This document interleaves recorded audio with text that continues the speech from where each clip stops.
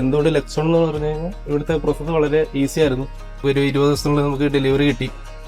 വളരെ നല്ലൊരു എക്സ്പീരിയൻസ് ആയിരുന്നു ഇവിടുന്ന്. നമ്മൾ ഒത്തിരി വണ്ടികൾ ഉപയോഗിച്ചിട്ടുണ്ട്. അപ്പം ഇത്രയും നല്ലൊരു എന്താ പറയുക കസ്റ്റമർ എക്സ്പീരിയൻസ് എനിക്ക് ഇവിടുന്ന് മാത്രമാണ് കിട്ടിയത്.